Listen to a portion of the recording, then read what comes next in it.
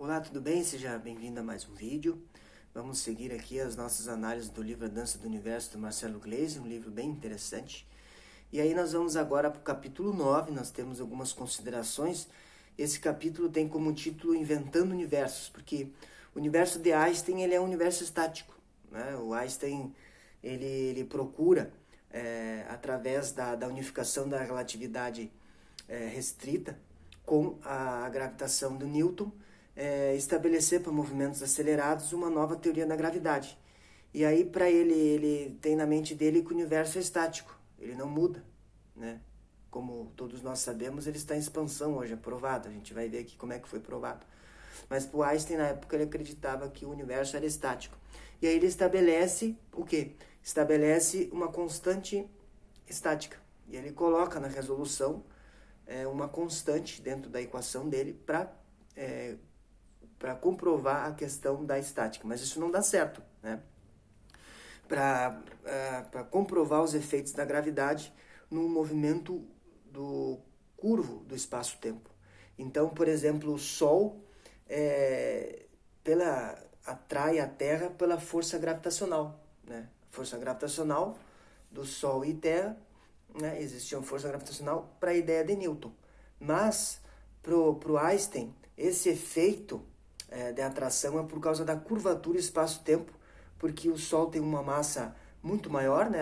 O Sol tem 99% da massa do nosso sistema solar e ele encurva o espaço-tempo para que a Terra se mantenha em movimento, assim como todos os outros planetas.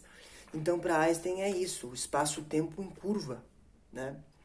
E aí o Hubble, né, mais tarde, ele vai aplicar essas teorias que a gente viu no vídeo anterior, das descobertas da quântica, e aí ele vai observar que o telescópio, né, ele é o inventor do telescópio, tem um telescópio um dos mais potentes que teve até o momento, né, porque vai existir outros mais potentes que vão ser lançados daqui a um tempo, e já deveria ter sido lançados, né, mas a questão da pandemia deu uma paradinha, penso eu que foi por causa da pandemia.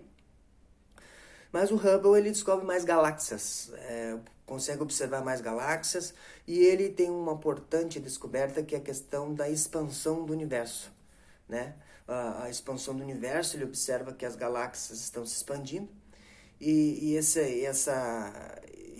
à medida que se vê isso, as galáxias estão mais na faixa do avermelhado. Então, no avermelhado, o comprimento de onda é maior e é porque elas estão se afastando, né? As ondas, quando estão se afastando, um efeito Doppler, por exemplo, quando a sirene da ambulância está se aproximando da gente, a gente ouve mais agudo o som, são ondas menores. Quando a ambulância está se afastando da gente, aí as ondas ficam maiores e fica mais grave o som.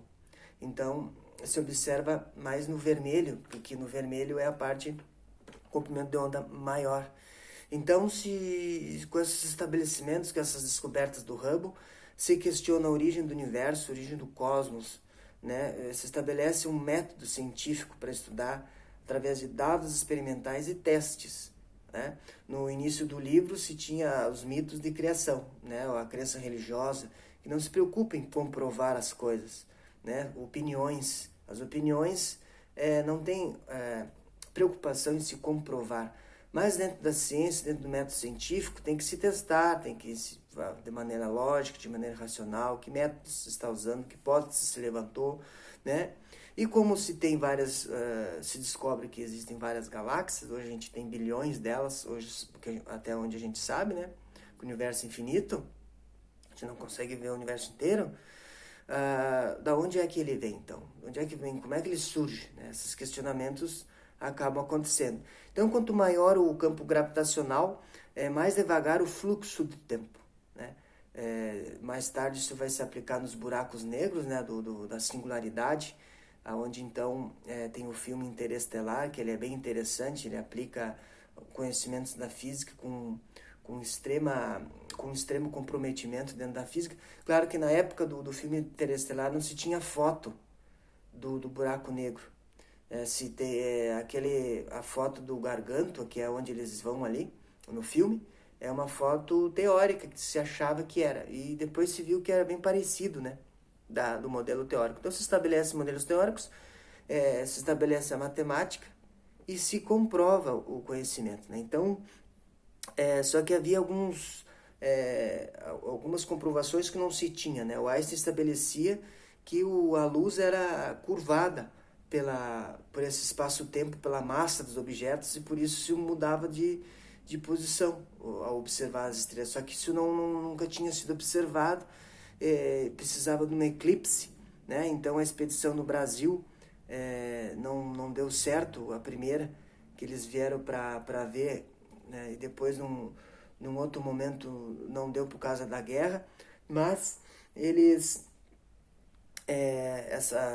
Sobral do Ceará, né? Então eles observaram através do eclipse que a luz era desviada realmente, né? Através ao observar um eclipse, a estrela teria que estar em outra posição, né? Se a luz fosse encurvada, e isso foi observado, né? Isso foi uma comprovação, um ponto a mais para o Einstein sobre a encurvatura do espaço-tempo, né? Que estabeleceu a teoria, deu mais comprovação, né? Que a ciência se traduz através de comprovações, né? É que nem colocar uma bola grande de metal no centro da cama, vai afundar tudo, né? Se tu colocar umas bolinhas de gude do lado, elas vão se atrair, né, automaticamente pro centro, por causa da curvatura da cama. Então, um exemplo que a gente usa, né, de fazer isso para observar os efeitos da gravidade em relação à luz, né? Onde o buraco negro ele é tão intenso, o campo gravitacional, que não escapa nem a luz ali dele, né? Uma consideração bem importante. Então, essa parte da expansão do universo, ele vai ganhando bastante respaldo científico, né? E aí surge a reflexão de que nenhuma pergunta é inviável dentro da ciência, porque o Planck começou com uma hipótese que ele achava que não ia dar certo, né? E no fim acabou ajudando, né, uma questão tão fundamental sobre a origem, né?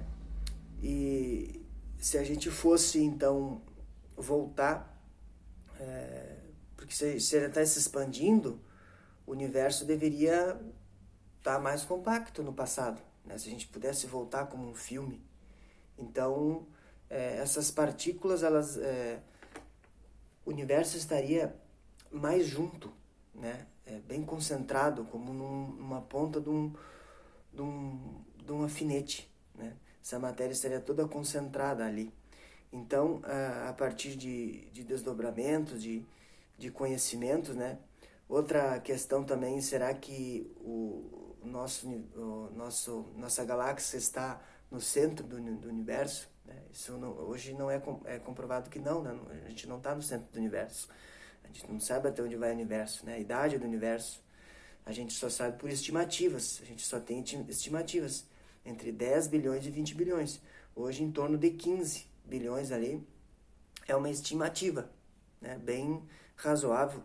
E que são os primeiros elementos que surgem no universo. Então, a questão da nucleossíntese primordial vai estudar esses elementos. Então, são núcleos que, como é uma alta temperatura, esses elementos são cozidos e geram outros núcleos, né? E aí, a partir disso, elétrons e prótons vão se formar, né? Então, nós temos os quarks, os primeiros elementos dos quarks vão formar os prótons, e essas partículas, as subpartículas, vão formar as partículas, né, que mais tarde vão formar as nebulosas, que vai formar os planetas, né, através dessa sopa, né, uma sopa de letrinhas, né.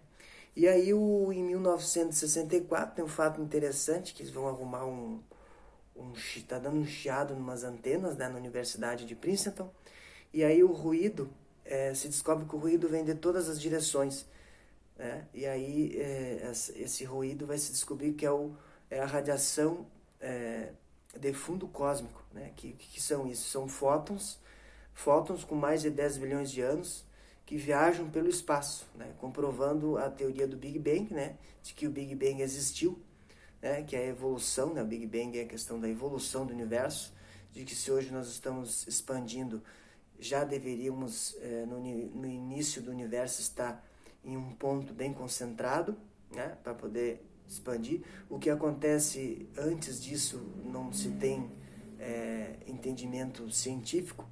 Então, esses quarks livres vão formar os fótons, inclusive, né, os nêutrons vão se formar a partir dessas subpartículas, dessa alta temperatura, né, nem o próton não se desintegrou, não tem próton ainda, nas primeiras instantes do universo, né. Existe uma outra matéria primordial, que são as subpartículas. Existe uma tabela, que nem a tabela periódica de elementos químicos, existe a tabela das subpartículas, as partículas elementares, que vão formar o próton, formar esses elementos.